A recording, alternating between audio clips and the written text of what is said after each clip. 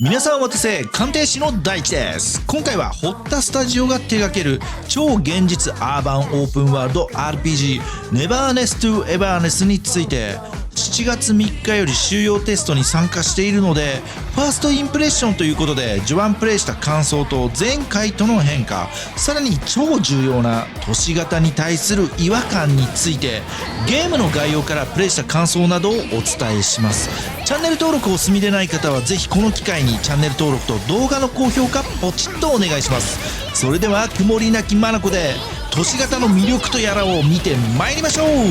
ソーシャルゲームラボ。まずはゲームの概要から。ネバーネス to エバーネスは幻冬でおなじみのホッタスタジオが開発中の超現実アーバンオープンワールド RPG、 iOS、Android、PC、CS 対応で開発が進む注目の新作。本作の最大の特徴は都市を縦横無尽に高自由度な探索を可能としており、 GTA ライクな遊びと超常現象を題材としたアクションバトルが魅力となってます。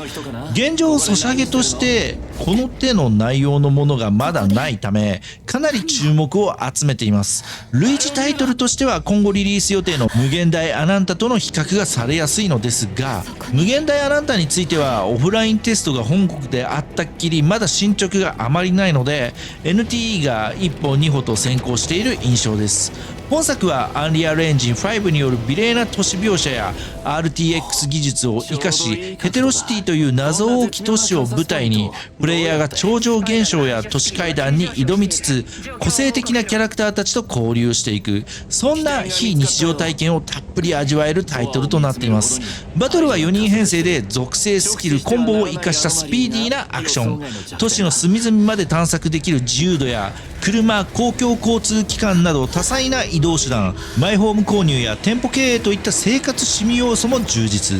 ライトコメディとホラー要素が入り混じるストーリーや都市怪談テーマが唯一無二の世界観を生み出しています。前回の中国向けテクニカルテストでは進行不能バグや UI、挙動の不具合、キャラの奥義が発動できないなど荒削りな部分も目立ちましたが、これらはテスターから開発陣へしっかりとフィードバック済みで、開発チームも公式フィードバックとしてキャラクターやモーションの作り直し、都市のビジュアルレンダリングの強化、チュートリアルや移動システムの改善、新エリアや新機能の導入など多岐にわたる改善ロードマップも発表しています。特にグラフィック面と戦闘面の大きな進化が期待されており、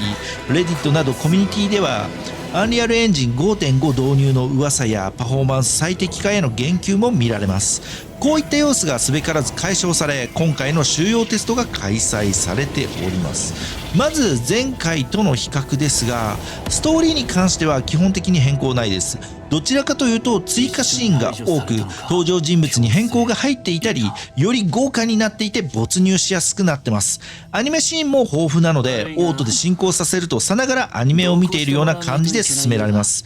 前回からの大きな変更点としては、圧倒的にビジュアル表現がアップしていて、ものすごく綺麗な描写になってます。さすがアンリアルエンジンと RTX 技術を採用しているだけはありますね。シナリオ面についてはよりホラー感のある演出が強くなった印象です。特に効果音による演出がはっきりと分かるようになっていて、ぼーっと読み進めていたりすると突然の効果音によりドキッとします。こういった細かい要素の積み上げで緊張感が出る演出になったように感じます。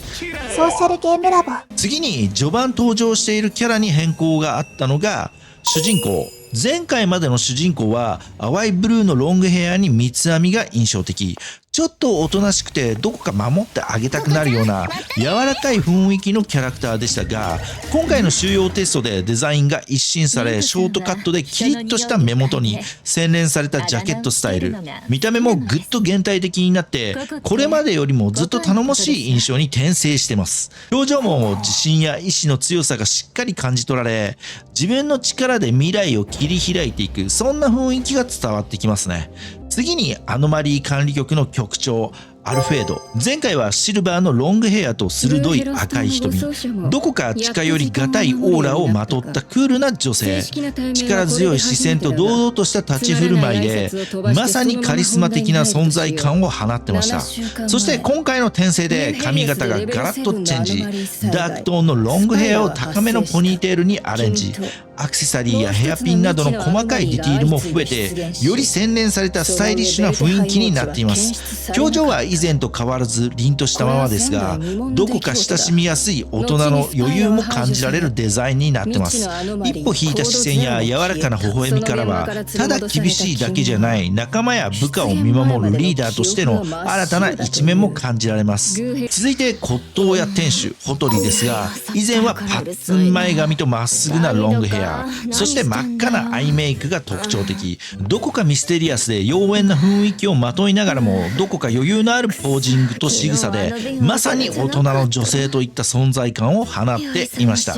新デザインでは前髪を大胆に分けてサイドに流し、より顔立ちがすっきりと見えるヘアスタイルにチェンジ。髪色もより髪のある黒へとリファインされ、アクセサリーや衣装のディティールも細やかに進化しています。より自信と余裕を感じさせる大人の美しさが際立つデザインになった印象です。センスを持つ仕草もより優雅になり、見る人をぐっと焚きつける色気と貫禄がパワーアップしています。どのキャラも転生し、よりゴージャス&ビューティーな感じで良きですね。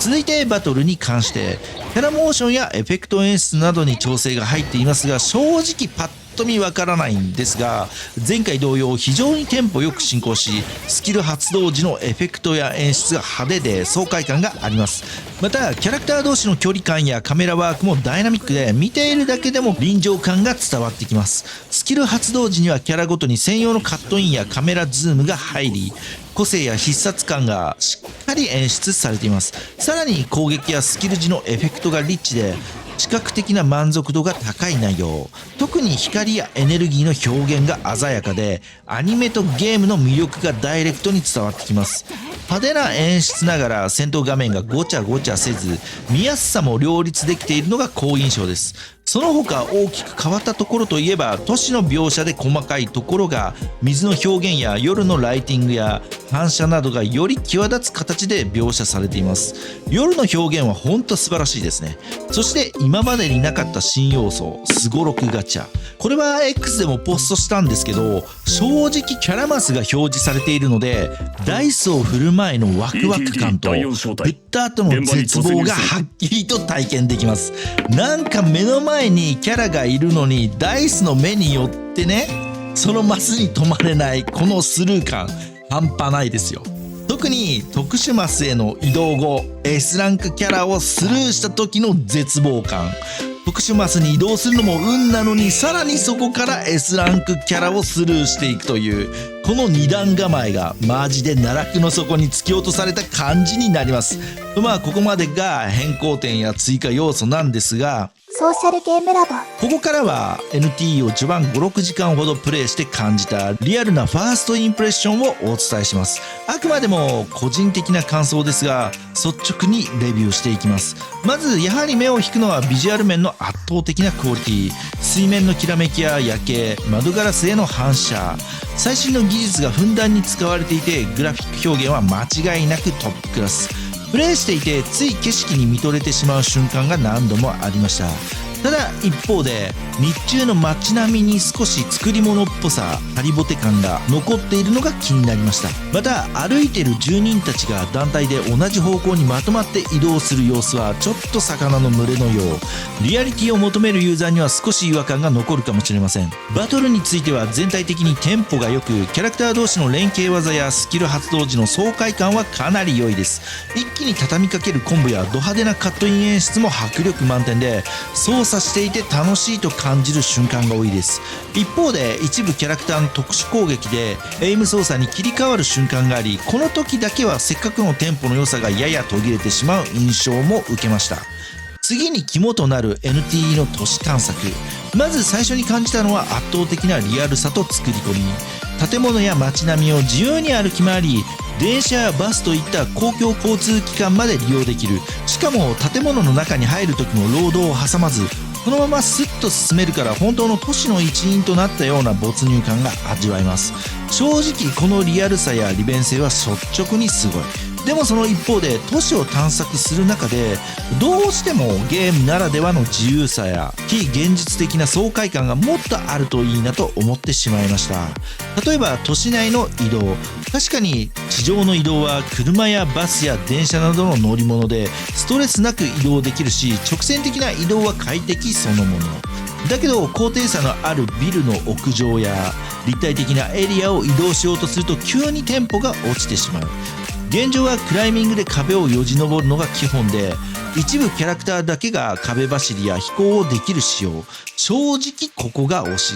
せっかくの都市型オープンワールドなのに、全キャラでビルを壁走りできたりアクロバティックに駆け抜けたりできたらどれだけ楽しいだろうって思うんですよね。僕が理想としているのはパルクールで都市を自由自在に駆け巡れる感覚。ゲームだからこそ実現できる非現実的な動き、これがあることで現実の都市とは違うワクワクする冒険の世界が広がるはず。 NTE のリアルな都市体験は本当に魅力的だけど、爽快な立体移動がどのキャラクターでも体験できるようになったら、このゲームはもっと唯一無二の存在になれると感じます。そしてここからが僕がちょっと以前から感じていて X でもポストしたことに付随するんですが、都市型に関する違和感をお伝えすると、ソーシャルゲームラボ。どれだけリアルなアセットが並んでいても建物と人、乗り物が別々のパーツのように感じてしまうんですよね。その場にとりあえず配置しましたという印象が拭えず、例えばリアルな渋谷のスクランブル交差点では無数の人が思い思いのペースで横断歩道を渡り、タクシーやバス、街を彩る看板の明かり、建物、人、乗り物、それぞれが自然に重なり合い、街全体が一つの生き物みたいに活動していたり、江ノ島の海沿いを走る電車についても潮風に吹かれながら行き交う観光客やリアルな街には NPC にはできない偶然の流れや雑多なリズムが感じ取れるんですよね。けれどゲームの街では人々の動きもパターン化され、建物の使い方も決まっていて、生活のノイズや思いがけない出来事がどうしても感じられないんですよね。どんなに精巧なグラフィックでもそこにあるのは AI や CG の無機質さ。実際に本当の都市での予想外の出会いや小さなドラマがある生きている街を見てるからこそ、この違和感がものすごく気になるんですよね。でね、よくよく考えたら、そんな違和感を拭えるとしたら MMO というジャンルに大きな頻度があるのかなと。 MMO の都市では世界中のプレイヤーがリアルタイムで集い、それぞれが思い思いの行動をしていて、突然始まるイベントや見知らぬ人同士の雑談、予想不能な出会いや偶然が毎日違う街の表情を生み出してくれるので、そこには AI やプログラムでは決して再現できない人間ならではの生活感や街の雑踏が生まれると思います。 MMO の話をしちゃうとそもそも論が崩れちゃうんですが、アセットが都市型ってだけでは最初は新鮮さあっても、そのうちなんか不自然な感じやチープさが目立ってしまい、街の中に偶然性がないのでいずれ飽きちゃうような気がします。ソーシャルゲームラボ。ということでちょっと辛口な評価の部分もありますが、今回のテストではきっといろんな意見が出てくると思います。もしテストに参加している方がいれば、バグ報告だけではなく、こうした体験面での気づきや意見もシェアできたら嬉しいです。自分も含めみんなで感想を出し合うことで、さらに素敵なゲームに近づくんではないかと思っています。遊ばれた方や遊んでいないけどこうだといいなといった思いがある方はぜひコメントくださいませ。まとめて運営にお伝えします。はい、今回は現在終了テスト真っ只中のネバーネストゥエバーネスについてファーストインプレッションをお伝えしてまいりましたが、いかがでしょうか。まだまだ見切れていないところもあるので、改めて細かい要素など含めた動画出したいと思います。ということでチャンネル登録をお済みでない方はぜひこの機会にチャンネル登録と動画の高評価ポチッとお願いします。それでは今回はこの辺でご視聴ありがとうございました。次回もお楽しみに。